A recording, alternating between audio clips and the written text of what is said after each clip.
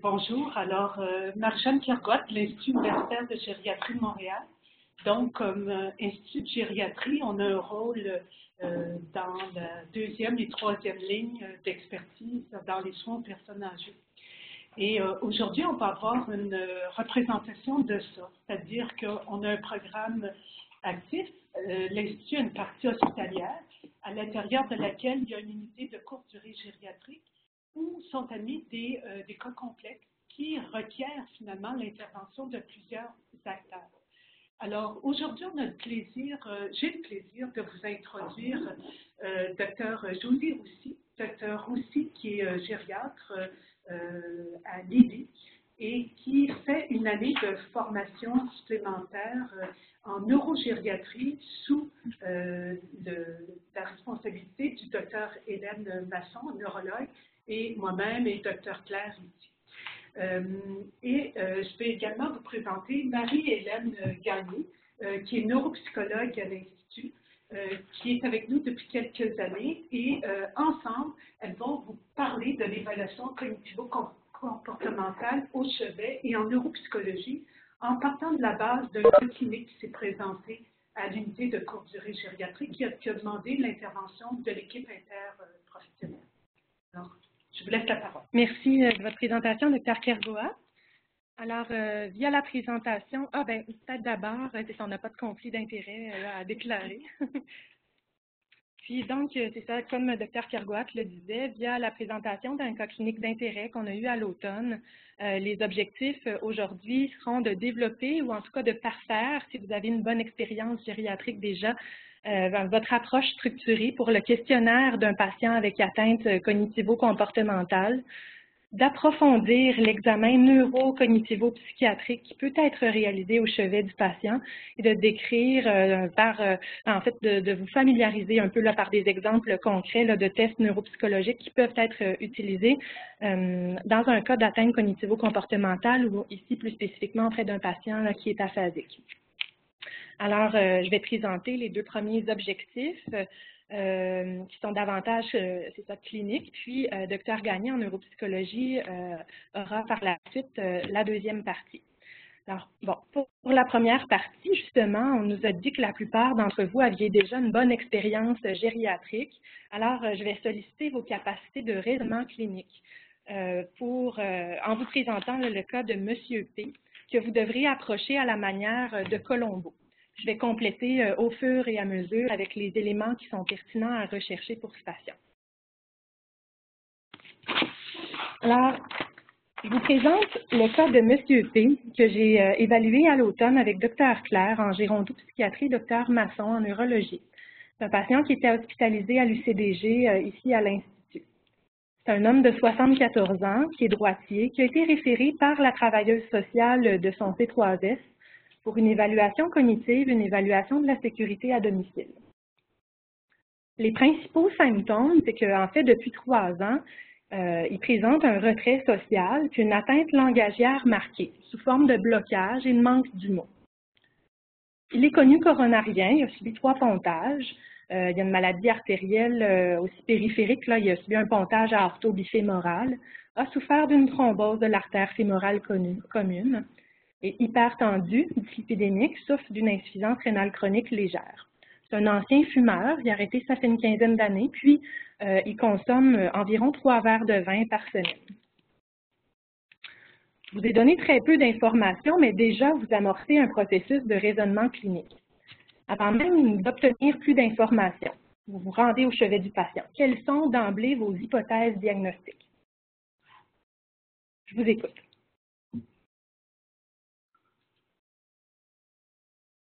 C'est un problème relatif à un problème cérébral. C'est un patient qui a une grande morbidité vasculaire et ça évolue. C'est un problème qui évolue. Au micro. Oui, peut-être. Je ne sais pas si on est mieux d'aller au micro pour faire des suggestions. Peut-être les résidents, là, les externes. Docteur Villalpando. C'est vos derniers mots avant l'évaluation de stage. On vous écoute, Docteur Villalpando. Donc, effectivement, vous savez donner plus d'informations, mais je retiens 2 points importants. Le premier, c'est l'énorme qualité de facteurs de risque vasculaire de cette symptômes. Mais de l'autre côté aussi, la prédominance des symptômes sont surtout centrés sur le langage. Donc, on peut effectivement compte tenu de la fréquence et l'âge du patient, la possibilité de maladie d'Alzheimer pourrait être considérée. La possibilité de forme plutôt langagière, cognitive, après le mélange de langage pour une maladie propre de langage, qui n'est pas facile, devrait être considéré positif dans le cas que ça soit quelque chose de positif par l'opération mentale, pour être associé aussi avec cette opération. OK. D'autres idées?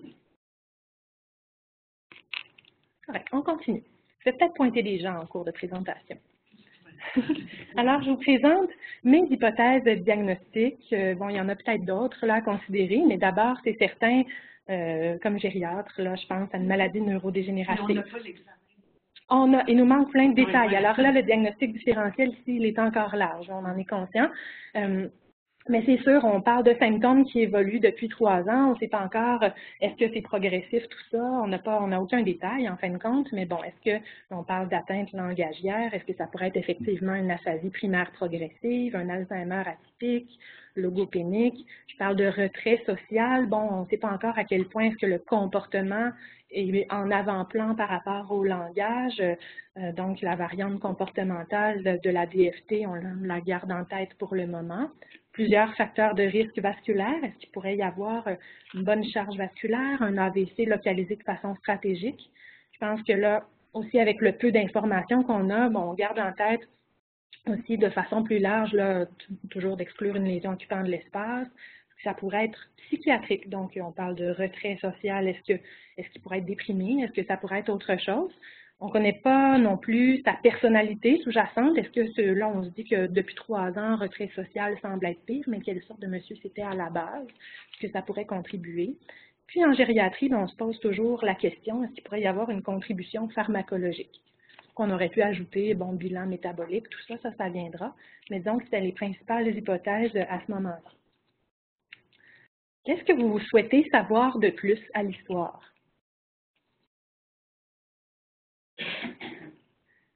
Merci, Gabrielle. J'allais te pointer. C'est la seule personne que je connais. En fait, on veut voir la progression. Donc, c'est vraiment les 3 ans que c'est commencé en premier. Donc, on parle du langage. C'est vraiment que c'est des troubles numériques, bon, puis tout le côté exécutif aussi. On veut voir quel genre de monsieur c'était, où il vivait. En fait, c'est autre chose. Les antécédents aussi, on veut aider peut-être une consommation d'alcool ancienne qui pourrait contribuer peut-être à la présentation, puis la prise de médication, puis les antécédents, on les a, donc autre chose, mais c'est surtout faire le tour de toutes les atteintes possibles, non pas seulement le langage. OK, très bien. Quelqu'un d'autre? OK, je continue. Alors, bon, ben, on va faire le tour. Il y a des choses que vous savez déjà bien, puis j'espère en cours de route ajouter quelques éléments là, à votre structure déjà acquise. Donc, on va faire le tour des antécédents personnels familiaux. Là, on connaît déjà les facteurs de risque vasculaire du monsieur. Est-ce que, bon, il pourrait être déjà connu pour avoir fait un AVC? Est-ce qu'il a une maladie neurologique ou neurodégénérative connue? Est-ce qu'il a déjà souffert d'un traumatisme crânien, d'infection du système nerveux central? Est-il connu pour une maladie psychiatrique? On a parlé des problèmes aussi de consommation, qui a déjà pris plus d'alcool ou autre chose dans le passé. Naturellement, on voudra une liste de médicaments à jour qui inclut les médicaments en vente libre, les produits naturels, puis on va se renseigner sur l'observance. On va compléter avec une bonne histoire psychosociale, comprendre un peu d'où il vient, bon, quel est son niveau de scolarité, c'est quoi son contexte de vie. On peut s'enquérir aussi de la présence des papiers légaux, là, voir si c'est à jour. On va questionner le niveau de fonctionnement antérieur et actuel à la recherche surtout d'un déclin. Puis on peut en même temps se renseigner sur les intérêts du patient pour voir si effectivement il y a des intérêts qui ont dû être délaissés avec l'apparition des symptômes. Avec le patient puis avec le tiers, ce moment-là, il faut savoir, comme Gabrielle le disait, depuis combien de temps il y a des symptômes. Est-ce que c'est apparu de façon subite ou de façon insidieuse? Est-ce que ça augmente de façon progressive? L'ordre d'apparition des différents symptômes est extrêmement important aussi parce que là, on parle peut-être, on ne sait pas trop encore, là, mais d'un retrait social, d'une atteinte langagière. Qu'est-ce qui prédomine? Qu'est-ce qui est apparu avant? Puis on va faire le tour, là, je vais vous présenter donc les symptômes cognitifs à questionner, les symptômes psychiatriques, neurologiques. On a déjà parlé de l'impact fonctionnel, puis on va rechercher des éléments de dangerosité. Je vous présente par sphère cognitive des exemples de questions qui pourraient être utilisées là, auprès du tiers et du patient, s'il est en mesure de nous répondre. Donc, au niveau du langage, on peut demander comment est-ce qu'il parle spontanément? Est-ce qu'il a l'air d'avoir des difficultés avec son langage? Est-ce qu'il y a des changements? Est-ce qu'il bloque au niveau de la fluence? Est-ce qu'il prend moins la parole en groupe, comme si peut-être il était moins confortable ou il ne veut pas que les gens se rendent compte qu'il cherche ses mots? Est-ce qu'il semble bien comprendre quand on lui donne une consigne, quand on lui demande de faire quelque chose? Il y a des paraphasies phonémiques ou sémantiques, donc est-ce qu'il transforme les mots quand il parle au lieu de dire le bon mot, donc il va dire un mot qui sonne à peu près pareil, phonémique, ou dans la même famille, sans que ce soit là, du tout le mot exact. Est-ce qu'on a l'impression qu'il y a de la difficulté à lire et à écrire? Au niveau de la mémoire, on va rechercher est-ce qu'il semble y avoir une atteinte dans la mémoire du passé, la mémoire autobiographique. La mémoire récente, comment est-elle? Est-ce qu'il fait des oublis? Est-ce qu'il y a des difficultés? Est-ce qu'il oublie des conversations, des numéros de téléphone, rendez-vous, des dates d'anniversaire? Prend-il plus de notes? Est-ce qu'il garde des objets? Puis un peu sa mémoire de travail aussi. Est-ce qu'il oublie une information quand on en discute d'une autre? Au niveau de l'orientation, donc est-ce qu'il y a des difficultés évidentes, la date du jour, le jour de la semaine, en temporel? Puis au niveau spatial, est-ce que c'est arrivé de s'égarer en voiture, de prendre des détours, de se perdre en sortant marcher dans son quartier, un endroit, un espace qu'il devrait théoriquement bien connaître? Au niveau de la personnalité et du comportement, on va regarder, bon, est-ce qu'il y a de l'irritabilité, de l'agressivité verbale ou physique, plus d'impatience? Est-ce qu'au contraire, il est plus apathique, désintéressé, il se laisse aller? Est-ce qu'il y a de la désinhibition verbale ou comportementale? C'est-à-dire, est-ce qu'il dit des choses à voix haute qu'il n'aurait jamais dit avant? Il pose des gestes en public qu'il n'aurait jamais fait auparavant? Est-ce qu'il manque d'empathie? Est-ce qu'il se sent moins concerné quand les autres sont préoccupés, sont tristes? Est-ce qu'il y a des changements alimentaires, de l'hyperoralité, manger plus, manger vite? Ou encore un goût pour des aliments particuliers qui s'est développé de façon nouvelle, souvent les aliments sucrés, là, mais ce n'est pas exclusif. Puis sinon, est-ce qu'il y a des rituels nouveaux, des tics, des persévérations qui auraient pu être apparus? Bon, puis ceux qui connaissent les critères là, pour la variante comportementale de la démence frontotemporale vont voir là, que les 5 dernières lignes, personnalité et comportement, c'est sensiblement là, les critères qui nous feraient penser s'ils sont en nombre suffisant à une atteinte de ce genre-là. Au niveau exécutif, on peut demander s'ils ont des difficultés d'organisation, de planification, s'ils font des erreurs financières, payer des choses en double, je sais pas, payer avec le mauvais montant, est-ce qu'ils ont des difficultés de calcul? Au niveau gnosique, la reconnaissance des proches, les visages familiers, moins familiers, la reconnaissance des objets. J'ai des gens, des fois, qui vont confondre la manette de télé pour le téléphone, par exemple. Ou est-ce qu'ils ont de la difficulté à se reconnaître dans le miroir? Des fois, c'est une question, ce ne sera pas abordé spontanément par le patient, soit parce qu'il a peur de la réaction, peur de se sentir jugé, mais c'est une question qu'on peut demander. Au niveau des atteintes pratiques, donc faire fonctionner les électroménagers, les appareils dans la maison, s'ils changent, par exemple, une laveuse, une cuisinière, la télé, souvent la fameuse manette, les patients qui ont de la difficulté à faire des nouveaux apprentissages, ça peut leur prendre des mois à comprendre comment la nouvelle manette fonctionne. Au niveau psychiatrique, vous êtes probablement déjà plutôt à l'aise, là, mais c'est ça, on va rechercher de façon globale, là, symptômes dépressifs. Alors, est-ce qu'il y a de la tristesse, de l'anédonie, une perte de plaisir, découragement, du désespoir, regret, culpabilité, idées noires, etc. Est-ce qu'il y a plutôt des préoccupations excessives, des obsessions, certains rituels ou compulsions là, que le patient a développé, des attaques paniques? Est-ce qu'il y a des éléments qui nous feraient croire, est-ce qu'il y a des symptômes qui nous feraient croire à des éléments psychotiques? Le patient a peur de quelque chose, d'une situation, a craint pour sa vie, est jaloux, c'est quelque chose de nouveau, puis d'une intensité qui est envahissante là, dans son quotidien. Est-ce qu'il y a des hallucinations, excusez-moi, soit au niveau visuel, auditif, ou parfois ça peut même être plus au niveau somesthésique, là. Comment il sommeille, l'appétit, le poids, puis aussi effectivement quelle était sa personnalité antérieure. On va creuser un peu plus pour voir quel genre de personne c'était au long cours. Au niveau neurologique, on va questionner donc la mobilité, l'atteinte de l'équilibre, est-ce qu'il y a des chutes pendant la dernière année, des symptômes de parkinsonisme, donc est-ce qu'il rétropulse, présente de la lenteur plus d'un côté que de l'autre, peut-être pas, peut-être des deux côtés, est-ce qu'il y a des raideurs, est-ce qu'il y a une atteinte de la dextérité, des changements de l'écriture, des tremblements. Puis, bon, on peut rechercher aussi les troubles de sommeil REM là, qui peuvent être suggestifs d'alpha-synucléinopathie, donc dans Parkinson, certains Parkinson plus, là, comme le corps de Lewy, l'atrophie multisystème. Donc, un sommeil agité, des patients qui parlent, qui crient, qui bougent, donnent des coups dans leur sommeil.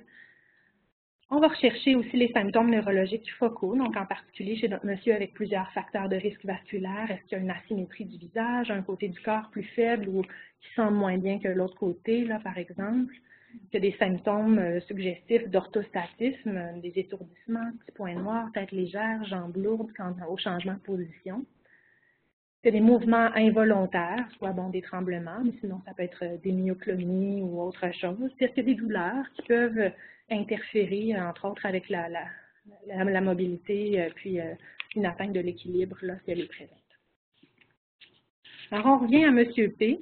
Pas d'histoire personnelle ou familiale de maladies neurologiques, neurodégénératives ou psychiatriques. On sait que 6 mois plus tôt, il y avait un MMSE qui était à 16 sur 30, 3 mois plus tôt aussi à 16 sur 30, mais on n'a pas le détail de ces évaluations. La médication est gérée par sa conjointe depuis 1 an. Il prend aspirine, Zocor, losartan et bisoprolol. C'est un patient qui vit à domicile avec sa conjointe, qui, elle, est toujours sur le marché du travail. Ils sont ensemble depuis 22 ans. Elle a 2 enfants d'une union précédente, dont un fils qui vit encore avec eux. C'est un monsieur qui a travaillé comme vendeur sur la route pendant 20 à 30 ans, qui a une scolarité de 5e secondaire. Autonome aux activités de la vie quotidienne, pas incontinent. Par contre, depuis 1 an et demi, les activités de la vie domestique ont dû être reprises par la conjointe parce qu'il y avait des difficultés. Tout ce qui est cuisine, ménage, gérer les finances, gérer les médicaments, alors qu'auparavant, il était plus actif, disons, dans ces sphères. Il ne conduit plus la voiture depuis 6 mois parce que son épouse trouvait qu'il se mettait à risque, changeait de voie, avait un mauvais jugement, ne faisait pas attention, voilà. Mobilise sans accessoires de marche. C'est un monsieur qui est très actif pendant les journées de travail de sa conjointe, part 2 heures par jour dans Montréal sur le plateau, se promener à vélo. Ce qu'on apprend en questionnant l'épouse, c'est que depuis 3 ans, de façon progressive, il est plus retiré en public, il prend moins la parole, alors que c'est un homme qui parlait beaucoup auparavant. Il prend toujours le même chemin en voiture, sinon il s'égare. La conduite automobile est impulsive. Il conduit vite, il fait des U-turns, il y a des contraventions. Il s'est désintéressé là, pour la préparation des repas, aller faire l'épicerie alors qu'il participait avant. Depuis 1 an et demi, ça a progressé. Il y a une atteinte langagière qui est assez importante. Il ne fait plus de phrases, il y a de la difficulté à nommer les choses. Il fait des néologismes, il invente des nouveaux mots. Il fait des paraphasies, transforme les mots. Comprend plus le sens des mots non plus, sait plus lire son journal. L'épouse, elle dit, il feuillette dans le fond, mais il ne lit pas vraiment.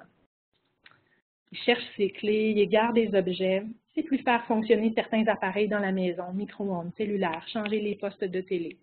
Puis il y a une atteinte aussi de l'orientation temporelle. Là, depuis 6 mois, rien ne va plus. Il se rend à l'épicerie tous les matins pour acheter des barres granola, du pain, 2 desserts. Il cache des aliments dans la maison. Il y a une 30aine de boîtes de barres tendres cachées un peu partout dans la maison.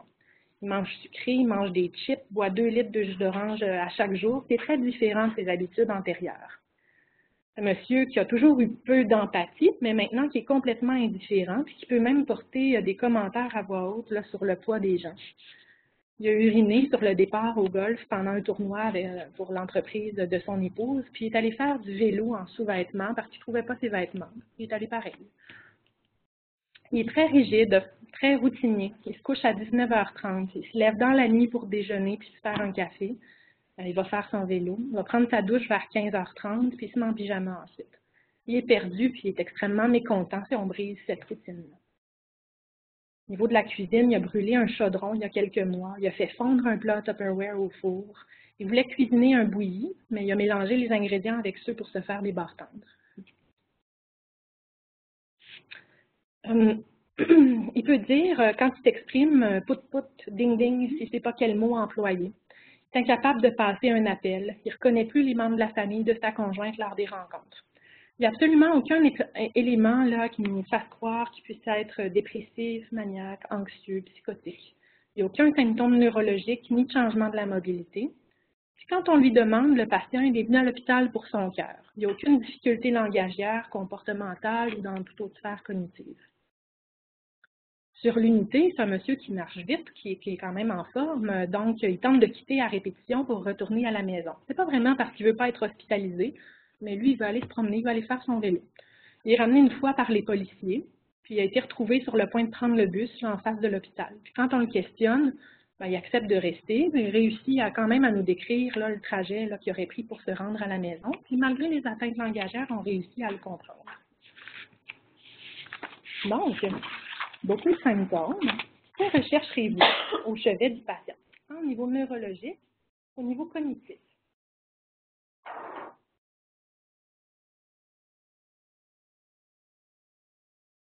Soyez pas gênés. Toutes les réponses sont bonnes. C'est pas.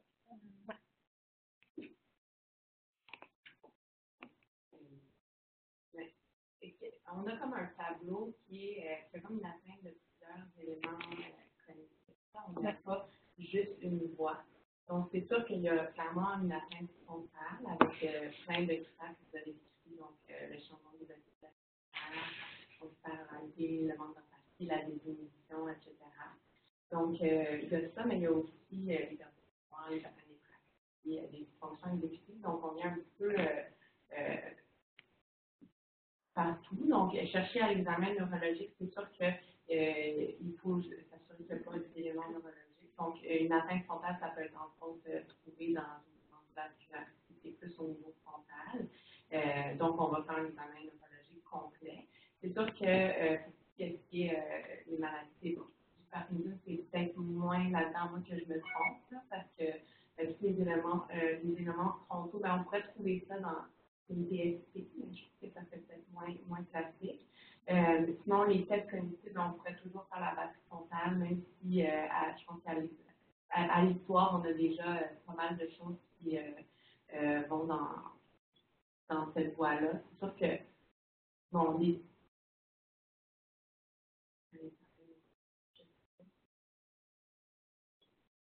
je laisse compléter. Merci. Quelqu'un d'autre? Je vais poursuivre. Merci.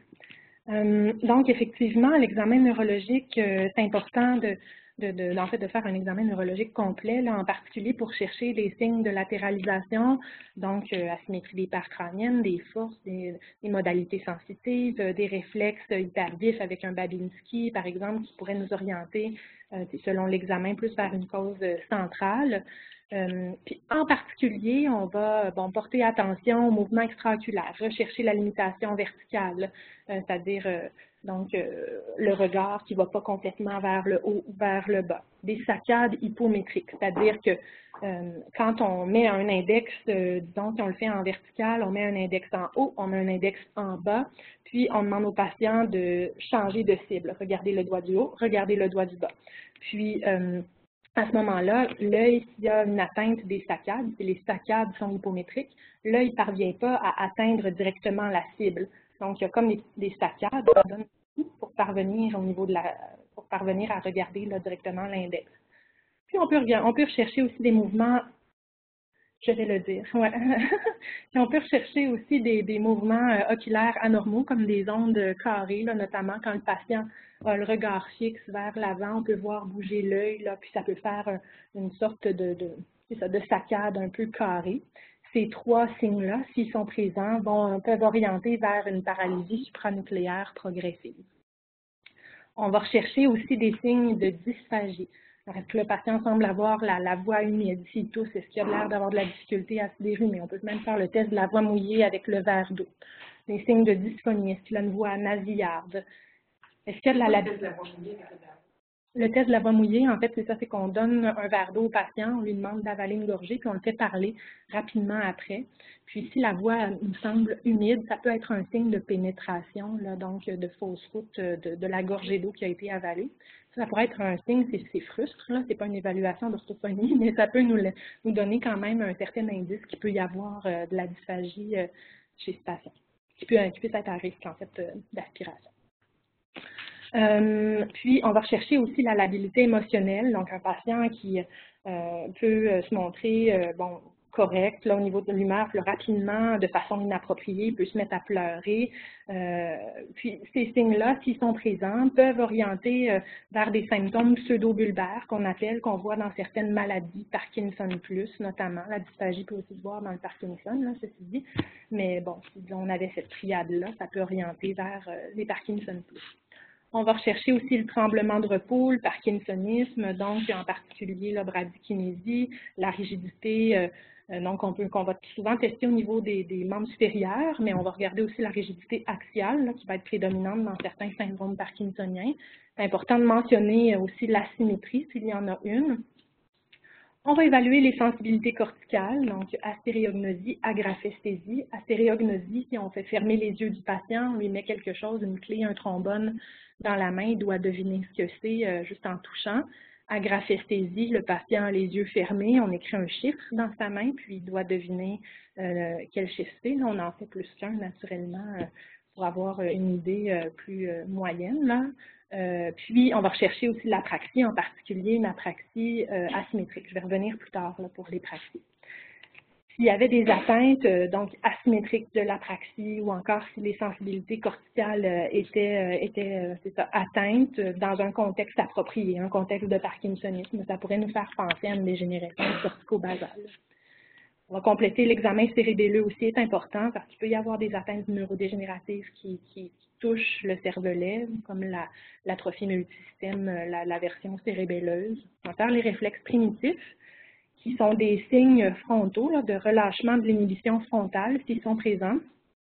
Donc, les réflexes primitifs, je pense aux réflexes glabellaires. Hein, quand on touche entre les deux sourcils, on tape, le patient cligne des yeux, le grasping, le palmo-mentonnier, la moue, etc.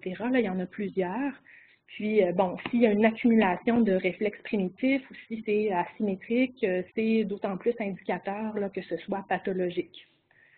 On va regarder le patron de marche du patient. Donc, est-ce qu'il y a une marche, par exemple, qui évoque une pathologie en particulier, une marche magnétique pour l'hydrocéphalie, un patron parkinsonien, le polygone rétréci, les petits pas, le patient qui est fléchi vers l'avant. On va rechercher aussi dans tous les cas l'hypotension orthostatique, que ce soit dans un contexte d'évaluation cognitive, de maladies neurodégénératives, puis même chez toute personne âgée, je pense que c'est pertinent. Au niveau cognitif, donc on va regarder l'allure générale, l'hygiène, la vigilance, est-ce qu'il y a du ralentissement psychomoteur, comment est la collaboration de façon spontanée, est-ce qu'il est résistant à l'évaluation, si ça va. Il y a plusieurs indices indirects, déjà juste à partir de la conversation qu'on peut obtenir. Donc, est-ce qu'il y a un manque du mot évident, est-ce qu'il transforme les mots, est-ce qu'il y a des mots vides, la chose, la patente, l'affaire, est-ce qu'il fait des périphrases ou des circonlocutions au lieu du crayon, l'affaire qui sert à écrire. Qu'il y a de la difficulté à évoquer les événements récents en questionnant. Des fois, on regarde aussi, c'est intéressant, là, le signe de la tête vers l'aidant, qu'on appelle en gériatrie, donc un patient qui fait toujours référence à son proche qui est venu avec lui pour l'entrevue parce qu'en fait, il n'est pas capable d'avoir la réponse. Ça peut être un signe d'une atteinte cognitive. On va regarder l'attention de façon subjective, là, tout au long de l'entrevue. Est-ce que le patient est facilement distrait, comme à l'hôpital, sur l'UCDG, il y a des bruits environnants, il est facilement distrait. Puis ça peut se tester aussi de façon objective, notamment par l'empan numérique. Donc, on lui donne une série de chiffres à répéter après nous. Si le patient a 5 chiffres consécutifs, il le réussit, on dit habituellement que c'est acceptable. Puis on peut faire les jours de la semaine, les mois de l'année à rebours, là, par exemple. On va rechercher en cours d'entrevue fluctuation, de la désorganisation comportementale ou du discours. Si c'est présent, bon, est-ce que le patient est en délirium devant nous? Si c'est présent une autre maladie qui a des fluctuations, comme une maladie à corps de Lewis, c'est intéressant de le noter. On va faire des tests aussi que vous connaissez bien, là, MMSE, MoCA, horloge, ce sont des tests qui restent pertinents. C'est sûr que dans le cas précis de notre patient avec une atteinte langagière, je pense que vous savez là, que l'interprétation de ces tests-là va être très limitée là, parce que bon, le langage va interférer avec les tests qu'on tente de faire. Le MMSE, bon, un petit rappel, là, va tester un peu l'orientation, l'encodage, attention, le calcul, on fait un rappel différé, teste un petit peu le langage, puis bon, praxie visio-constructive versus bon, visio-spatiale. Le MoCA est un peu meilleur pour les fonctions, pour les fonctions exécutives, puis il va examiner un peu mieux la mémoire épisodique parce que, bon, on force un peu l'encodage, on répète 2 fois la série de mots, puis il y a plus de mots, au lieu de 3, on en a 5. Et puis, on va être capable, après ça, avec la section où on donne des indices, de départager un peu quelle sorte d'atteinte de la mémoire épisodique notre patient peut avoir. Le test de l'horloge donne aussi beaucoup d'informations sur les fonctions exécutives, planification, organisation, vidéospatiale, la construction de l'horloge, le concept aussi de ce qu'est une horloge, la mémoire sémantique, ce qu'est de la persévération, les patients qui vont faire le tour du cadran en écrivant les chiffres jusqu'à 60, c'est un reflet de la frontalité. Où est-ce qu'il y a présence d'héminégligence, donc ceux qui rempliront seulement, par exemple, le côté droit de l'horloge, ça pourrait être un reflet d'héminégligence. Au niveau du langage, donc, toujours une évaluation, il y a une évaluation structurée là qu'on peut faire, mais je trouve que c'est toujours un petit peu plus difficile, c'est ça, d'évaluer le langage, là, personnellement. Donc, on peut regarder le langage de façon spontanée en conversation, puis essayer de qualifier, donc, c'est ça ce qu'on retrouve comme anomalie. Puis, on peut montrer aussi l'image de droite, le cookie jar, essayer de faire parler le patient en fin de compte. On lui demande de nous décrire là, ce qu'il voit sur l'image. S'il y a une atteinte, on va essayer de, déjà, à la base, c'est d'essayer de dire est-ce que c'est plus de l'aphasie, un problème de production du discours, ou c'est plus un problème de dysarthrie, un problème articulatoire. Le patient est fluent ou non fluent, c'est-à-dire est-ce qu'il fait des phrases, il est capable de parler sans arrêt, comme moi je le fais, ou il va présenter des blocages là, en cours de route, il doit s'arrêter, soit par ses mots, mais c'est ça, donc avec des une phrase avec des blocages, on va dire non fluent. Que la phrase est grammaticalement correcte, sujet, verbe, complément, ou c'est une phrase qui est télégraphique. Moi veux telle chose. Bon, ça pourrait être une phrase plus télégraphique. On pourrait parler d'agrammatisme, agrammatisme suspect d'une APP non fluente. Allô? Est-ce que le patient présente des paraphasies, bon, sémantiques, phonimiques, je vous les ai décrites plus tôt, des transformations de mots. Le patient présente des néologismes, il invente des nouveaux mots, ou encore des stéréotypies verbales, put, ding, ding, dans le cas de notre métier. On va aussi regarder la prosodie, donc quand le patient parle, la musicalité de la voix. Est-ce que c'est une voix dont la musicalité apparaît normale ou c'est une voix monotone, toujours sur le même ton, qui peut orienter aussi vers les APP non fluentes. De façon plus structurée, on va vérifier la compréhension. Les ordres simples, je ne sais pas, toucher votre nez, toucher votre oreille. Les ordres plus complexes, 2 tâches, toucher votre nez après avoir touché votre oreille gauche. Un peu plus complexe. On va lui faire répéter des mots simples, des mots un peu plus difficiles à prononcer. Puis, on peut lui faire aussi répéter des phrases. Si la répétition de phrases est fortement altérée, ça peut aussi nous orienter vers une APP logopénique. Il faut prendre tout ça naturellement là, pour garder tous ces éléments-là. On ne peut pas prendre juste un élément, mais quand même, ça pourrait nous orienter vers une APP logopénique. On va rechercher aussi l'apraxie de la parole. Est-ce que le discours l'articulation semble laborieuse?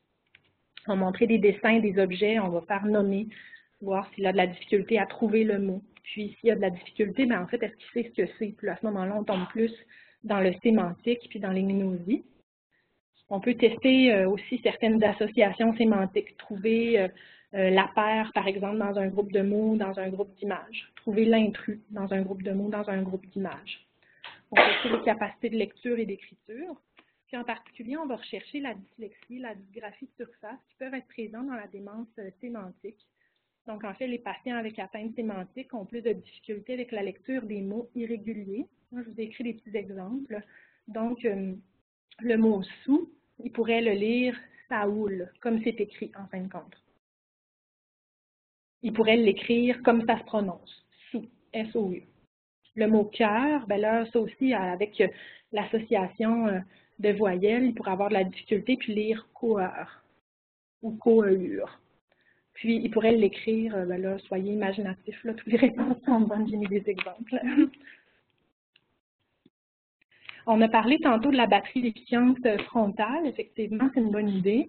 Dans un cas d'atteinte comportementale comme celle que le patient présente, donc on va regarder un peu comme dans le test du MoCA, là, les similitudes, une banane et une orange, de quelle façon c'est semblable, le nombre de mots en 1 minute, la séquence de l'uria, les consignes contradictoires, alors je tape une fois, vous tapez 2, je tape 2 fois, vous tapez 1, le go, no go, alors on change la consigne, puis là le patient doit s'inhiber. Quand on tape 2 fois, lui, il ne doit pas taper. Puis aussi les comportements de préhension, alors est-ce qu'il y a tendance, ça peut être fait avec les mains ici, mais ça pourrait être fait avec d'autres objets qu'on met à sa disposition là, devant lui, puis qu'on peut même demander, on peut lui dire de ne pas les prendre, qu'il y a des patients qui ne peuvent pas s'empêcher. Ce qui est intéressant avec cette batterie-là, c'est qu'on est capable de calculer un petit score qui peut documenter, en fin de compte, l'atteinte frontale. On va évaluer les praxies, donc réflectives, les mouvements miroirs, les praxies idéomotrices, soit les gestes symboliques, le salut militaire, le signe de croix, ou encore des gestes plus simulés, faire semblant de se brosser les dents, par exemple, de se peigner les cheveux en utilisant un peigne. Et les praxies idéatoires. Alors là, la différence avec idéomoteur, c'est qu'on utilise réellement l'objet pour faire une tâche. Fait que vous mettez la feuille dans l'enveloppe, par exemple. Puis on regarde si le patient est en mesure de faire la séquence nécessaire. S'il y a des difficultés à ce niveau-là, on peut même aller encore plus à la base. Le patient peut faire certains gestes simplement avec ses doigts. Est-ce qu'il reconnaît ses doigts, là, lequel est l'index, lequel est le pouce? Est-ce qu'il reconnaît sa droite de sa gauche? Puis ça aussi, ça peut orienter vers certains syndromes. Là, je vous le nomme, mais je n'entrerai pas dans les détails, là, comme un syndrome de Gertzmann. Au niveau gnostique, donc on a dit, on montre des objets, on montre des dessins. Il y a une atteinte, on a l'impression qu'il n'est pas capable de le nommer. En fait, est-ce qu'il en connaît les caractéristiques de l'objet en question? Il ne le reconnaît même pas. On va regarder son autocritique par rapport à sa situation. Est-ce qu'il se perçoit comme malade? Puis aussi le jugement en même temps. Ça peut être via des épreuves de jugement. Puis on va compléter l'examen psychiatrique qui évalue un peu l'humeur, s'il nous semble anxieux, est-ce qu'il y a des éléments psychotiques, perceptuels là, qui apparaissent en cours d'évaluation. On revient encore à M. P. Alors, paraît son âge, il est bien mis, calme, collaborant. Il est apathique, il n'est pas très ralenti par contre. Puis, au niveau du langage, c'est vraiment impressionnant. C'est un patient qui est non fluent, qui bloque plusieurs fois, qui a un discours stéréotypé, où il cherche ses mots. Il y a des mots vides, donc comme je vous disais, la chose, l'affaire, des circonlocutions, hein, le grand détour au lieu de dire le bon mot directement. Parfois écholalique, donc il répète après nous. Il transforme des mots. Il n'y a pas d'apraxie de la parole ni de logoclonie. Hein, les sons c'est quand c'est présent ou l'articulation laborieuse qui pourrait faire penser à une aphasie non fluente. C'est un trouble d'expression beaucoup plus que de compréhension. Je vous ai mis 2 exemples. Là, il dit qu'il vit sur Saint-Denis au lieu de Saint-Denis, puis au travail, sur la route, il est allé en Abitibi, puis il a fait le grand rond. Fait qu'il n'est pas capable d'être plus précis que ça là, sur ce qu'il a fait comme travail, où il s'est rendu. Oui, il y avait aussi des atteintes de la compréhension. Ouais.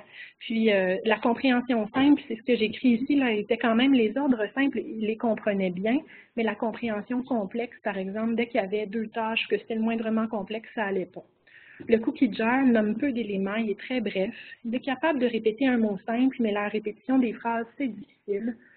Il y a de l'anomie pour des objets moins fréquents. Il y a des difficultés de lecture. Puis il y a de l'agrammatisme à l'écriture. Alors la phrase, c'est pas sujet, verbe, complément, c'est pas une phrase. Il y a une atteinte de l'attention. Son autocritique est pauvre là, par rapport à tout ça. Puis moi, je n'avais pas noté de comportement d'utilisation persévératif là, en cours d'évaluation. De façon étonnante, il réussit l'URIA assez bien. Les praxies réflexives, les mouvements miroirs, il les réussit bien, mais idéomoteur, il y avait de la difficulté, puis entre autres, par contre, parce qu'il ne comprenait pas les consignes plus complexes. Puis, au go, no go, il y a de l'écopraxie, c'est-à-dire qu'il fait exactement ce que nous, on fait. Là. Il n'est pas capable de suivre la consigne qui a été donnée. Je vous ai mis quand même par intérêt là, le MOOCA que j'avais fait, c'est ça, c'était un peu par intérêt, mais je m'attendais bien avec l'atteinte langagière à ce que ce soit pauvre, là. Puis effectivement, il y a 5 plus 1, donc 6 points, puis il a reconnu seulement le lion. Puis il y a fait 4 points pour l'orientation temporo-spatiale. C'est comme la sphère qui est la moins touchée, là. On était en 1907, sinon, c'est ça, on voit l'horloge hein, en haut spontanément, là. Puis l'horloge en bas, j'avais dessiné le contour. Quand même des difficultés de planification marquées, un peu de persévération sur le 12 qu'il avait écrit 2 fois. Puis de façon étonnante, le concept de l'horloge, on a l'impression qu'il est quand même encore préservé parce qu'il réussit à placer ses aiguilles. À l'examen neurologique, pas grand-chose. Signes vitaux sont beaux, pas d'HTO, pas de latéralisation, mouvement extraoculaire, recherche de parkinsonisme, mobilité, tout était beau. On a un réflexe de succion et de mou qui sont positifs. Alors, avec ces informations, quel bilan paraclinique souhaitez-vous obtenir? Puis, est-ce que c'est pertinent d'inclure d'autres gens dans l'évaluation? Oui? Avant de passer à ces questions, un peu sur l'histoire. Oui. Et je trouve toujours pertinent, surtout face à ce sort de cas, par exemple, c'est tellement important. Et on a été extrêmement riche, on peut être un peu tout ce qu'on essaie de faire, vraiment. Mais il y a quand même quelques points, même à l'histoire, que je trouve toujours important d'aller rechercher. Vous savez bien le présenter, mais c'est pas si directement. Oui. Les deux premières, par exemple, la nature, l'apparition de la maladie.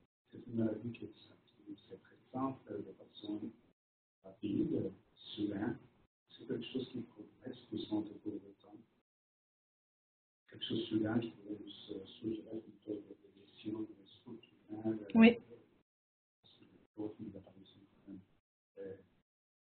immédiate versus un processus progressif. Pour lui, il n'y avait pas d'apparition subite. C'était vraiment progressif. L'autre chose, c'est cette vitesse de progression. Oui. Parce que comme quelque chose avance doucement, ça peut laisser penser que c'est un processus qui avait déjà été. Oui. Au cours des années, par exemple, sur le cas de cette Oui. la différence d'une progression rapide, très rapide, qui pourrait nous mettre déjà dans le contexte d'autres types de maladies cognitives, ou qui pourrait demander une hospitalisation urgente, très rapide pour évaluer. La différence de ce type de cas qui a progressé déjà sur 3 ans, il pourrait falloir le temps d'évaluer, si on n'a pas la possibilité d'hospitaliser comme c'est possible. Mais on a en plus de temps pour aller chercher cette information. Oui, vous avez raison. Donc, ce sont comme une autre grande fourchette, même pour passer à l'information précise. Un dernier point, c'est que moi, je trouve que je suis bien intéressant et que vous savez bien présenter et que je vais expliquer. C'est quand quelqu'un est très attentif, quand quelqu'un a déjà une présentation très riche sur lequel le langage est porté, au cours de son apprentissage, il n'est pas faire des tests collectifs. L'histoire de la séquence de la présentation de tous les différents problèmes est très apparente. C'est facile, ça a commencé avec des changements plutôt collectifs par la suite de l'apparition de la pandémie et par la suite de l'aggravation significative de la pandémie. Donc déjà, la façon de présentation, la séquence de progression qui nous oriente vers une maladie neurologique et la séquence qui est différente à la part cognitive et de comportement, la l'antérieur du cerveau sinusalité vers une maladie neurologique. Oui. Je trouvais ça très bien présentés, mais qui vont être intéressants d'améliorer les lignes. De souligner, Et oui. souligner, surtout parce que quand on voit le patient, c'est beaucoup d'examiner, pas mal de choses. Oui. Puis en fait, merci pour vos commentaires. Puis en fait, c'est ça ce qui était difficile aussi sur le moment, c'est que l'épouse, la première fois que moi je lui ai parlé, là je creusais, j'essayais de savoir les symptômes, puis elle était bien embêtée. Elle n'était pas capable sur le coup de me dire est-ce que c'est le comportement qui s'est détérioré en premier ou si c'est plus le langage? Parce que là, effectivement, on avait un tableau langagier très flamboyant. La façon dont je vous le présente, le comportement est apparu d'abord, mais c'était pas si clair que ça là, au début, c'était pas si facile de savoir. Alors, oui. Oui. Parce qu'à l'heure actuelle, si le mal est séparé on dit que tout le monde peut évaluer les gens. Oui. C'est très, très, très facile de porter un diagnostic de maladie d'Alzheimer et d'arrêter là cette situation-là. Moi, je me posais la question aussi, pourquoi il y avait une nécessité de l'hospitalité ou c'est autre chose? Oui, ben en fait, c'est en lien avec, d'une part, c'est sûr qu'il y avait un désir d'obtenir un diagnostic, mais je pense que la situation à la maison était rendue tellement, il s'était tellement détérioré que l'épouse et surtout la travailleuse sociale était extrêmement inquiète là, de la sécurité à domicile. Fait que c'est ça qui avait, surtout la sécurité à domicile qui avait justifié l'hospitalisation de ce patient-là. Merci. Donc, avec ces informations-là, qu'est-ce que vous souhaiteriez obtenir comme bilan paraclinique? Je vous repose la question. Est-ce qu'on inclut des intervenants ou on se dit on est capable, on pose un diagnostic puis on oriente le patient?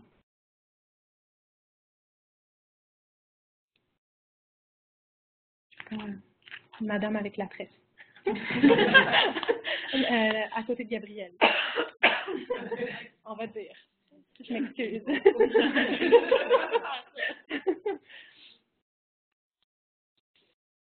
là, mais demander comme des intervenants de participer à l'évaluation aussi. Donc, une évaluation en neuropsychologie probablement, une évaluation en ergothérapie, voir c'est quoi les ABD, les habitudes, comment on peut adapter le domicile. Puis une évaluation en physiothérapie, voir les déplacements, s'il y a besoin d'aide aussi, de se mobiliser.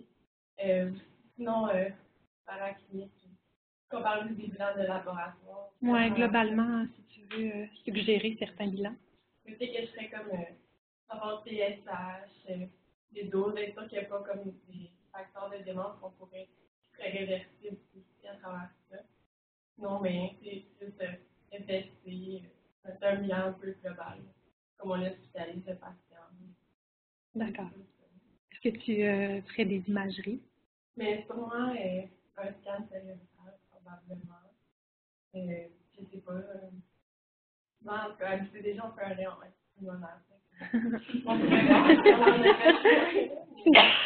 Super, merci. Donc, bon, effectivement, il y a un bilan sanguin orienté vers le cognitif qui est à faire, là, selon le consensus canadien de 2012. Fait que formule sanguine, ion, la glycémie, le glucose, là, la fonction rénale, calcium aussi. Tu as parlé aussi de TSH, B12, puis bon, plus ou moins, c'est pas une obligation, mais ça peut être fortement recommandé, surtout dans un cas atypique. Puis on sait que maintenant que la neurosyphilis, c'est un grand imitateur de dépister donc syphilis et VIH. Le patient, pour sa part, avait un déficit en B12 qui était léger, mais rien de significatif. On a demandé une IRM cérébrale, qui là est pertinente, c'est pour exclure lésions occupant de l'espace, quantifier la charge vasculaire, voir un peu le patron d'atrophie aussi chez ce patient-là. Puis on a demandé un PET scan cérébral. On a demandé des intervenants, orthophonistes, ergo, travail social, bien sûr, une évaluation neuropsychologique. Je laisse la parole à ma collègue. Docteur Redmond. Oui.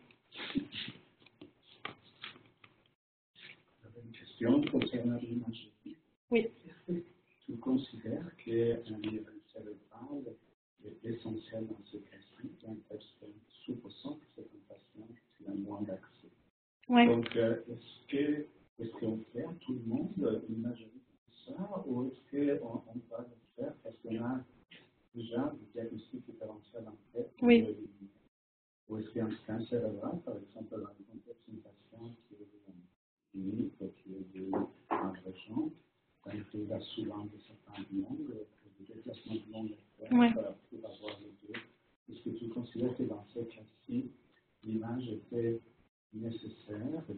besoin, ou est-ce que ça a été en partie parce que ça a été utile et parce que ça venait renforcer les discussions diagnostiques, mais que si on aurait vu cette patiente ailleurs, on pourrait avoir probablement procédé autrement avec l'évidence. Oui. Ben, en fait, c'est sûr qu'ici, effectivement, c'était, je pense, et utile et on en a profité puisque c'était accessible. Là. Mais comme je vous disais, c'est ça, initialement, c'était pas évident de savoir quels symptômes étaient apparus d'abord, comportement, langage. Il y avait des atteintes, donc c'est ça, assez diffuses. Alors, on avait quand même certaines hypothèses diagnostiques qui prédominaient, mais on restait quand même avec un diagnostic différentiel parce que la description, la temporalité des symptômes était difficile à obtenir initialement. Je pense que dans le PET scan en particulier peut être pertinent. Donc, on se disait au début, est-ce que c'est une DFT variante comportementale versus c'est plus un Alzheimer atypique, à prédominance langagière, frontale, parce qu'on a aussi des atteintes des autres sphères cognitives. Alors, bon, le PET scan était utile dans ce contexte-là, probablement pas indispensable, là, par contre, c'est que justement un patient qui a un tableau similaire en région éloignée, est-ce qu'on le fait déplacer, on lui fait faire 8 heures de route pour venir faire un PET scan, je ne suis pas certaine, là. Mais bon, c'est ça, dans le contexte ici où on avait un diagnostic différentiel qui demeurait, 2, 3 hypothèses diagnostiques, on s'est dit que c'était un outil supplémentaire pour nous permettre d'arriver à une conclusion la plus fidèle possible. Donc, c'est ça, je laisse ma parole à Dr. Jarier. Oui, on change de change les verres d'eau ici. Oui, aussi. J'en ai plus. Merci.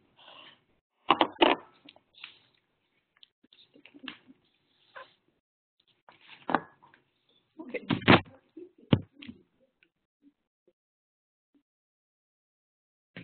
Ma partie, en fait, moi, ce que je pensais faire, c'est montrer justement c'est quoi le déroulement de l'évaluation neuropsychologique. Dans le cas où l'atteinte langagère est aussi prononcée, là, que c'est le cas chez M. P. Donc, comment on fait justement pour essayer de limiter le retentissement du langage sur toutes les autres sphères cognitives. Je ne pensais pas m'attarder spécifiquement à son cas à lui, parce que c'est pas moi qui l'ai évalué, donc il a été vu par une collègue qui est absente aujourd'hui. Donc, je pensais plus présenter les façons, les moyens qu'on a justement pour y parvenir, parce qu'on n'a pas une façon, mais des façons possibles de le faire. Juste avant de commencer, je voulais juste souligner l'importance de l'orthophoniste. Son rôle, ça va vraiment être de caractériser l'atteinte langagière comme telle. Nous, en complémentarité, ça va être de prendre en charge toutes les autres fonctions cognitives là, dans le but de cette démarche diagnostique là, qui avait été entamée par Dr. Roussy. Ça, vous l'avez déjà bien mentionné, Dr. Roussy, que bon, le Minimental, le MoCA, c'est des outils qui sont fréquemment utilisés, mais dans le cas où l'atteinte langagère est aussi importante que c'est le cas chez M. P, il faut faire attention à l'interprétation des performances du patient. Je pense que vous l'avez mentionné, pour la date, il avait dit, par exemple, 1907, c'est pas forcément une désorientation temporelle, ça pourrait simplement être une paraphasie phonémique, donc juste en tenir compte là, dans l'analyse du score.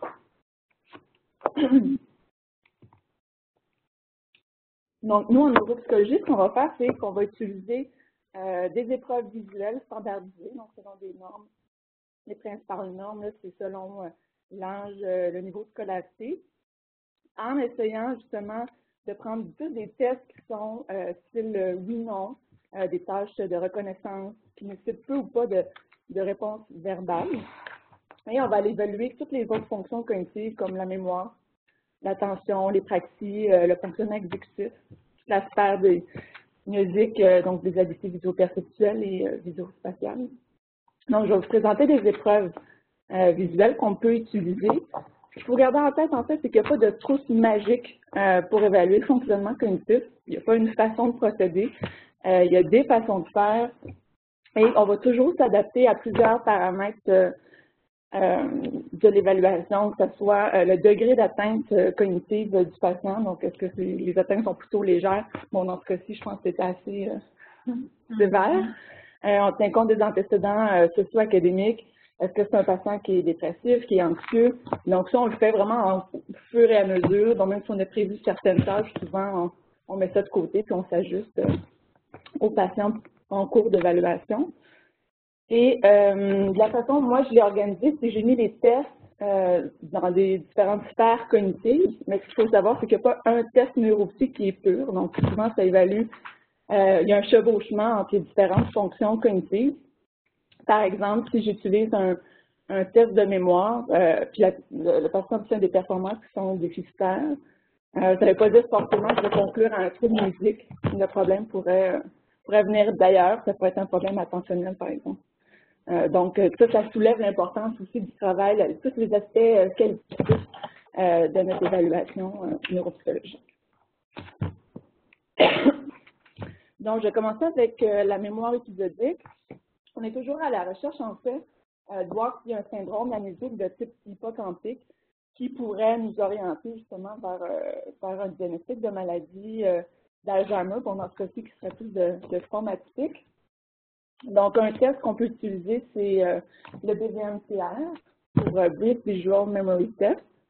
Donc, comment ça fonctionne? C'est qu'on montre 6 stimuli visuels au patient pendant 10 secondes. Ensuite, on retire la feuille, on lui demande de reproduire les formes à leur position initiale. Et on fait ça pendant 3 essais successifs. Donc, on monte, on enlève, on monte, on enlève. 25 minutes plus tard, on recommence. Et il va y avoir aussi une phase de reconnaissance où on monte 12 stimuli, puis il doit reconnaître quels étaient les stimuli qui ont été préalablement présentés là, une vingtaine de minutes plus tôt. Donc, c'est un test intéressant parce que ça nous informe beaucoup sur les mécanismes musiques qui sont en jeu. Est-ce que c'est plus un problème d'encodage, de récupération? Est-ce qu'il y a une perte d'information avec le passage du temps? Par contre, les désavantages, c'est que si le patient a des atteintes de mémoire de travail trop importantes, mais ce n'est pas un test qu'on va privilégier pour cette personne-là. Entre autres, il y a beaucoup de stimuli à retenir simultanément. Même chose si le patient est très ralenti, mais on a juste 10 secondes pour lui présenter les stimuli, donc il n'y aura pas assez de temps pour intégrer l'information. Et aussi, simplement, si le patient est trop exécutif, souvent la stratégie de balayage qu'il va utiliser pour essayer de mémoriser les formes va être inadéquate. Donc, par exemple, à chaque présentation, il va toujours recommencer par la rangée du haut, alors qu'il ne pensera pas en fait à aller voir les rangées suivantes pour essayer de mémoriser le plus de stimuli possible. Donc, ce n'est pas un test en fait qu'on va utiliser. Dans l'ensemble, en fait, on l'utilise quand le patient est plutôt jeune, de bon niveau de scolarité, et que le degré d'atteinte cognitive n'est pas très prononcé. Donc, évidemment, ce n'est pas le test qu'on va utiliser pour M. P. Ça aurait été vraiment trop, je pense que ça aurait été trop difficile à faire. OK. Donc, ça, c'est un autre test. Donc, on est toujours dans les épreuves visuelles pour évaluer la mémoire, qu'est-ce qu'on pourrait utiliser. Donc, ça s'appelle le DMS 48. C'est un test, en fait, qui a été développé dans une perspective de recherche. Donc, on s'est rendu compte chez les études animales que la reconnaissance visuelle était sollicitée, en fait, les régions sous-hippocampiques, donc, entre autres, le cortex périrénal, et c'est spécifiquement dans ces aires-là que les premières lésions, c'est ça, la maladie d'Alzheimer, sont détectées. Et donc, on a développé un outil inspiré de ces études-là, dans le but justement d'essayer de détecter le plus précocement possible des atteintes qui pourraient suggérer une maladie d'Alzheimer. Donc, comment ça fonctionne en fait, c'est qu'on montre 48 images aux patients. C'est un test d'apprentissage incident, ça veut dire qu'on ne mentionne pas que les images vont être à mémoriser aux patients, ce qui est assez bon en général pour nos patients anxieux. Donc, souvent, quand on peut juste mentionner test de mémoire, souvent, ça va les figer. Donc, ça, c'est un point positif pour le test. Et aussi, c'est souvent des stimuli qui sont abstraits. Donc, il y a peu de stratégie de verbalisation qui est possible de mettre en place. Donc, ça limite encore plus l'influence que le langage pourrait avoir sur la tâche. Donc, en fait, ce qu'on demande, c'est de dire si, pour chaque image, en fait, s'il y a plus ou moins de 3 couleurs sur chacune d'entre elles. Donc, il faut dire plus, moins, plus, moins. Puis, on fait ça dans les 48 images. Et ensuite, il y a une phase de reconnaissance où suffit de pointer, en fait, les stimuli qui ont été préalablement présentés. Il y a toujours un distracteur, mais le patient ne l'a jamais vu. Et on peut faire une reconnaissance immédiate, 1 heure après, 24 heures après.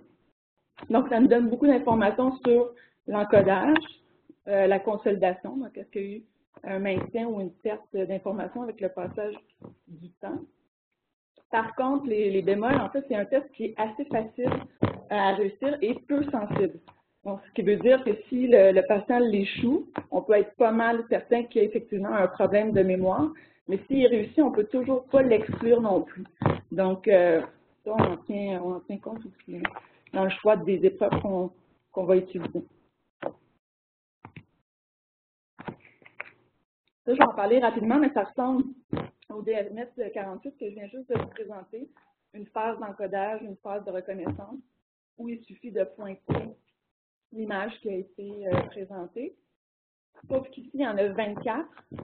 Puis bon, c'est pas un test qu'on utilise souvent, entre autres, parce que les normes c'est des vieilles normes. On a juste une moyenne, un écart type, on n'a pas de normes selon les strates d'âge.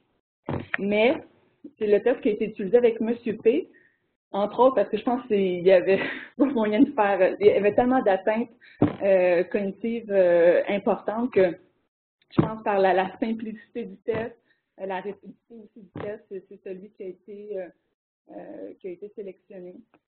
Donc là, on voit clairement que là, c'est complètement déficitaire. Donc, on lui a montré une première fois les 24 images. Tout après, quand il suffit de les identifier, je pense qu'il y a eu 5 sur 24. Et après un délai d'une vingtaine de minutes, il y a encore 5 sur 24. Donc, ça suggère en fait un atteinte sévère de l'encodage. Donc ça, c'est pour la mémoire. Bon, il y a aussi un autre test que je peux rapidement aborder. En fait, le point, c'est juste de dire qu'en neuropsy, on ne va pas se limiter forcément aux tests purement visuels. Donc, on peut aussi utiliser des tâches qui ont une composante verbale plus prononcée, mais dans ce cas-ci, c'est plus notre analyse qualitative qui va prendre le dessus sur notre analyse quantitative. Ça, par exemple, c'est un test, le Cue Selective Reminding Test, qu'on utilise souvent, où on montre des images qui doivent être nommées. Et ensuite, le patient fait plusieurs rappels libres. Il doit se souvenir des images qui lui ont été présentées. Puis, pour les images qui n'ont pas été rappelées, en fait, on donne des indices pour stimuler la récupération. Mais c'est juste pour dire que si le patient, par exemple, me dit pour le cactus, il va dire, souvent on entend l'affaire qui fait tic-tic qu'on trouve dans les pays chauds, c'est correct. Pour moi, c'est pas un problème de mémoire. On est plus dans des difficultés d'accès lexical. Donc, ça nous permet aussi de différencier quel type d'atteinte on voit. OK. Donc, on a la mémoire épisodique, donc tout ce qui est les apprentissages qui sont liés à un contexte spatio-temporel. Si on parle du côté de la mémoire pas la mémoire de travail, mais la mémoire sémantique, donc tout à l'heure, on avait plusieurs hypothèses de diagnostic, que ce soit plus un Alzheimer atypique, des formes aussi d'APP. On peut aussi retrouver comme la démence sémantique, des problèmes de cette nature-là. Donc, on a plusieurs tests aussi, toujours en modalité plus visuelle pour limiter l'atteinte langagière. J'en présente un test qui est intéressant, bon, il y en a plusieurs. C'est la batterie sémantique de Sven Joubert, qui est un chercheur ici là, au centre de recherche. Donc, ce test-là, en fait, ça nous permet d'aller vérifier l'intégrité du système sémantique en utilisant 2 modes de présentation. Donc, on a d'abord les photographies, que ce soit d'objets, d'animaux, de personnalités célèbres. Et ce qu'on demande, c'est d'abord de nommer l'image spontanément. Et ensuite, on pose des questions style oui-non. Par exemple, pour Céline Dion, on va demander si c'est une chanteuse, est-ce qu'elle est originaire de France, est-ce qu'elle est mariée avec son impresario. Donc, de cette façon-là, c'est un vieux test. Donc, de cette façon-là, on arrive à savoir si c'est seulement nommer l'image qui est difficile pour le patient ou si le concept, la connaissance comme telle est aussi touchée, dépendamment de la qualité de ses réponses. Ce qui est intéressant, c'est qu'on a différents types de matériel. Donc, ça nous permet de voir si jamais il y a une perturbation sémantique, est-ce que ça affecte différemment, par exemple, les images d'objets, d'animaux, de photographies de personnes célèbres, parce qu'on sait que quand il commence à avoir un effritement sémantique, ça va affecter d'abord les catégories des vivants versus les non-vivants. Donc, de cette façon-là, on arrive à avoir un peu plus d'informations. Et on fait la même chose avec les mêmes concepts, mais qui sont par écrit. Donc, on a une télévision par écrit, une hache par écrit aussi. Et on fait la même chose, on pose des questions style oui-non. L'idée, c'est de voir si jamais l'image comme telle n'a pas été identifiée correctement, ni spontanément, ni par les questions, parce que c'est tout un problème mnésique, parce que s'il le reconnaît par écrit, ça nous permet d'éliminer en fait tous les autres facteurs qui pourraient expliquer les résultats, qui est autre qu'une atteinte sémantique. Donc, c'est de cette façon-là qu'on fonctionne. Donc, d'autres types d'épreuves qu'on est plus dans la sphère attentionnelle de mémoire de travail, toujours en modalité visuelle. Donc, une épreuve qu'on aime bien, qu'on utilise souvent, c'est l'épreuve de repérage des cloches. Donc, c'est vraiment les capacités d'attention sélective qui sont sollicitées. Donc, trouver des cibles parmi un ensemble de distracteurs. Donc, en fait, la consigne est assez simple, c'est d'identifier toutes les cloches qui se trouvent sur la feuille. En travaillant le plus rapidement possible. On va être particulièrement attentif dans cette épreuve-là s'il y a des signes d'inattention. Donc, est-ce qu'il y a des cloches qui sont omises plus dans un champ de la feuille que l'autre? Ça pourrait nous laisser suspecter là, des atteintes plus vasculaires. Mais on ne regarde pas seulement l'attention, on regarde aussi la vitesse de traitement de l'information. Donc, même s'il y a peu ou pas de cibles omises, est-ce que le temps pris pour faire ce type de tâche-là est extrêmement lent, qui affecte aussi la performance du patient.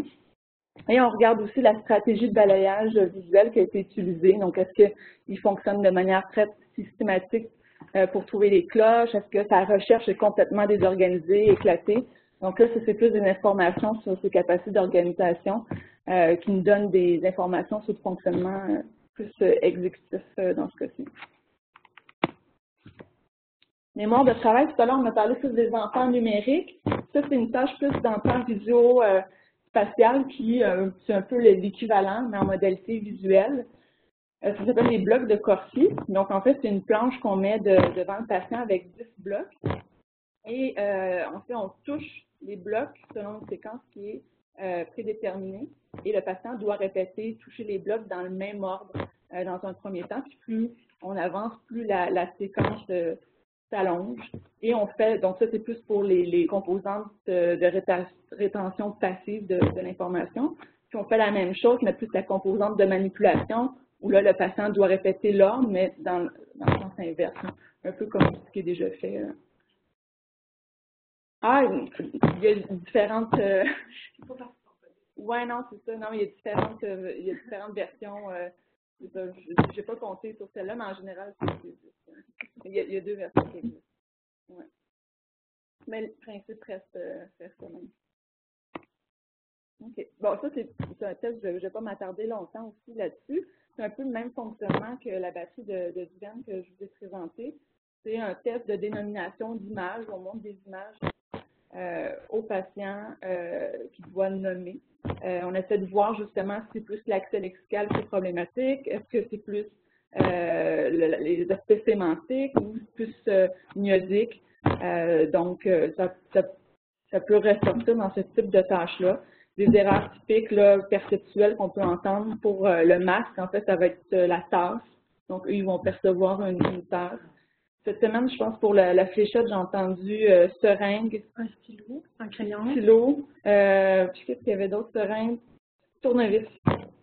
Puis escargot, je m'en souviens plus que tu avais entendu là. Traîneau. Ouais.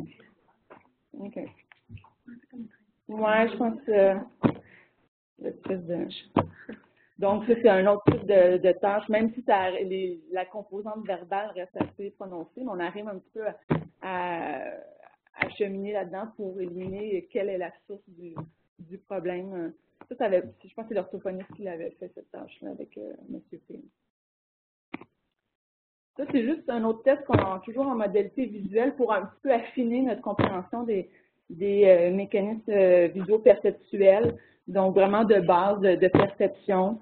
C'est une batterie là, vraiment qui va évaluer les aspects de perception, tant numérique au niveau aussi visuo-spatial, donc voir où se situent les éléments dans l'espace entre eux.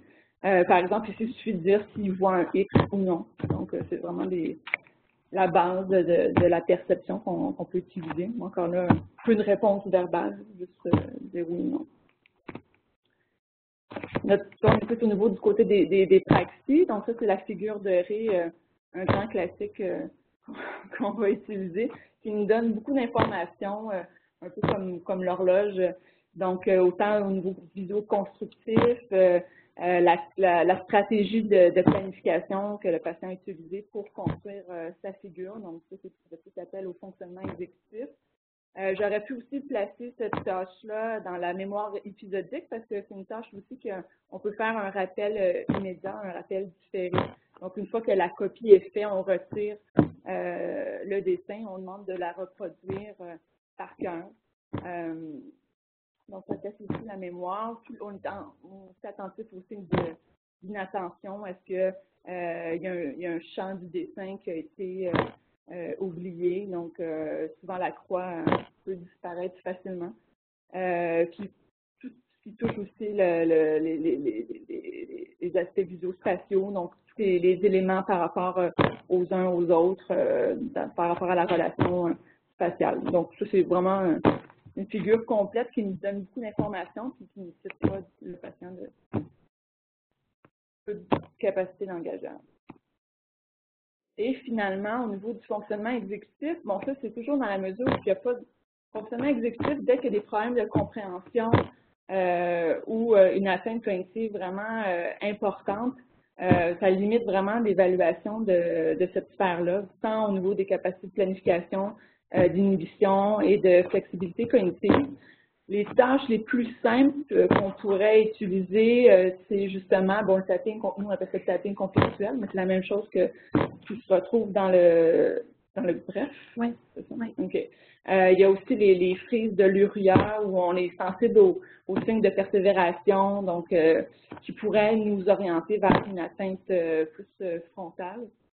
Donc ça reste assez simple en modalité visuelle ou qui ne nécessite pas une réponse verbale là, qui peut être fait.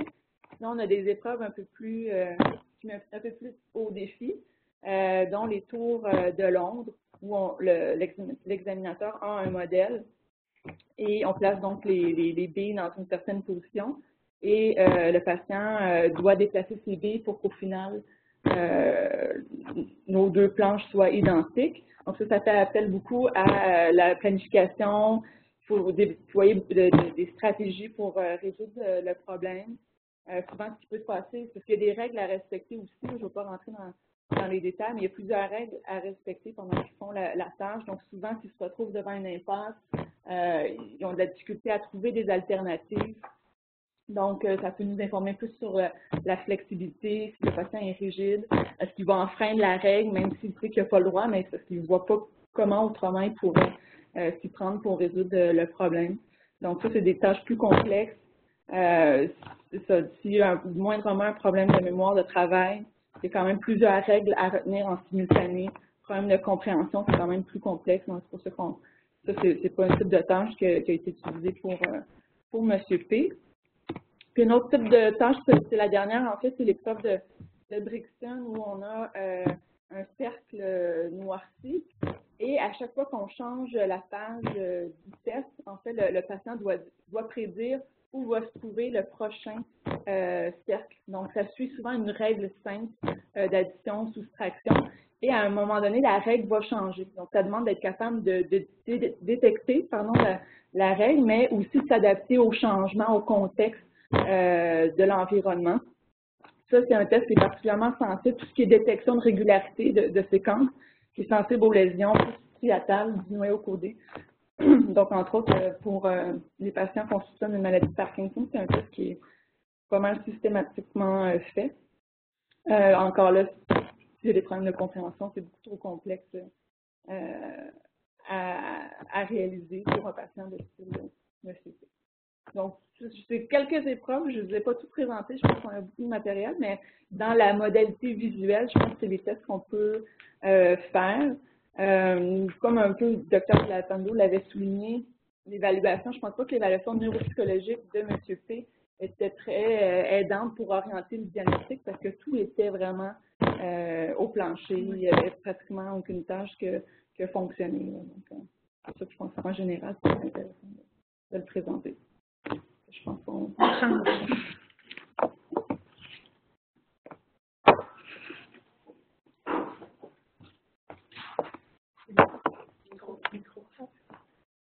Oui, juste une remarque, c'est toujours très intéressant les épreuves. Est-ce qu'il peut y avoir une limite par rapport à l'interprétation des résultats? Par exemple, le niveau socio-académique est très faible. Oui. Est-ce qu'il peut y avoir aussi des normes qui ne sont pas toujours disponibles selon l'âge du patient? Beaucoup de paramètres, je pense, qui peuvent aussi donner lieu à des interprétations. Exactement. Et c'était avec des évaluations fonctionnelles, bien sûr, par rapport au milieu écologique et toutes ces choses-là qu'il faut, je pense, souligner. Oui, ben, je l'avais soulevé dès la présentation des tests comme tels. Donc, chaque choix de test qu'on va utiliser tient en compte justement du niveau de scolarité de la personne, de ses antécédents culturels, socio-académiques. Donc, on a c'est sûr que des tests plus complexes, je ne m'attends pas qu'un ingénieur performe de la même façon que quelqu'un qui a travaillé dans une manufacture, par exemple. Et souvent, on a des normes aussi qui tiennent compte du niveau de scolarité et de l'âge en même temps. Donc, on en tient compte.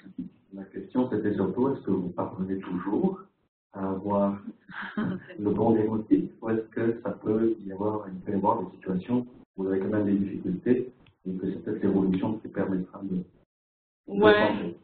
Ben, je pense, entre autres, pour le Monsieur P, je pense qu'il y avait beaucoup trop de facteurs confondants, ce qui nous permet d'isoler vraiment, parce que je pense que c'était une personne de faible... Un secondaire 5, ouais, c'est ça. C'était pas, c'est pas un bon niveau, mais c'est sûr que c'est ça, c'était pas non plus un universitaire. Puis au moment où nous, on l'a évalué aussi, l'atteinte était déjà passablement avancée. Alors là, des fois, c'est ça, quand tout est au plancher, comme le docteur Gagné dit, ben là, ça devient un peu difficile de sortir, de tirer, je pense, un pattern, un profil clair. Mais souvent, justement, c'est la réévaluation qui va nous permettre d'avoir, en le comparant à lui-même, d'avoir une idée de l'évolution des symptômes dans le temps. Moi, je voudrais ajouter aussi, oui? Je pense que les tests dans la neurologie, c'est juste dans la neurologie, c'est très important, c'est les connaissances des fonctions. Quand tu connais bien la fonction, tu sais comment interpréter en test. C'est juste des outils que tu vas utiliser et que tu vas choisir en fonction de la personne que tu as devant toi. Donc, il faut tenir en compte des scolarités, la culture, les facteurs psychologiques et tout ça. Et pas se limiter juste à un type de score ou à un 3, ou un 2 en moyenne. C'est très important de vraiment savoir de d'évaluer les conseils. Donc, c'est pour ça que les relations sont très importantes pour aider au diagnostic, mais ce n'est pas toujours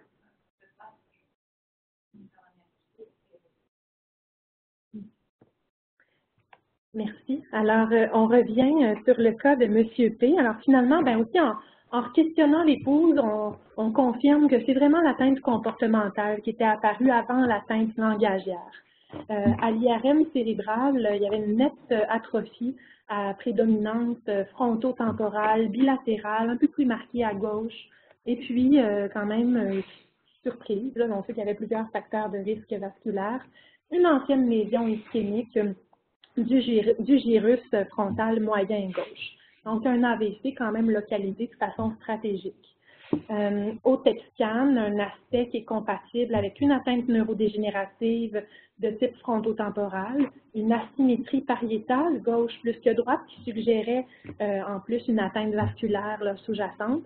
Puis notre conclusion diagnostique, vous nous voyez venir, là, était celle d'une démence mixte probable, soit une démence frontotemporale, variante comportementale, avec une contribution vasculaire à cause de la lésion stratégique au lobe frontal gauche.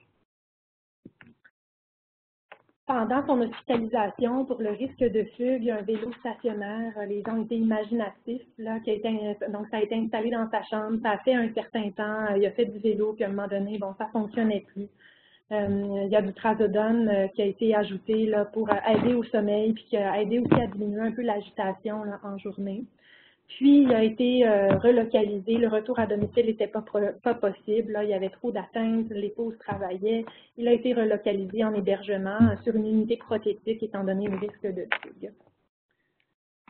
Une question que je me suis posée, comment est-ce qu'on explique l'aphasie qui était tellement prédominante ici dans le contexte et qui semblait être apparue quand même assez précocement là, par rapport à l'atteinte comportementale. Hein. Au début, on avait de la difficulté à départager quels symptômes étaient arrivés en premier.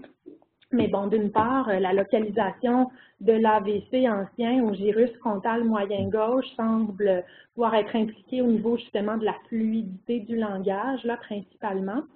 Puis, l'évolution aussi de la maladie. Donc, l'épouse avait noté des changements comportementaux depuis 3 ans, mais c'est possiblement qu'il y avait des changements comportementaux qui antedataient là, ce 3 ans-là, qui étaient peut-être trop insidieux, trop subtils pour avoir été notés par celle-ci. Puis j'ai ajouté justement un graphique intéressant là, qui permet de comprendre l'hypothèse de pourquoi la variante comportementale, la DFC, aurait évolué vers une aphasie là, plus marquée. Puis en fait, c'est ça, c'est la notion de premier, deuxième et troisième syndrome. Là.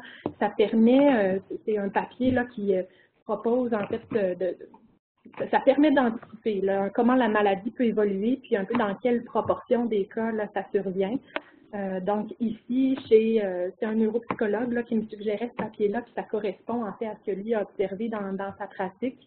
Ici, donc, sur 120 patients qui ont été observés, qui au départ avaient une symptomatologie compatible avec une variante comportementale, il y a 50% des patients qui ont évolué vers une aphasie primaire.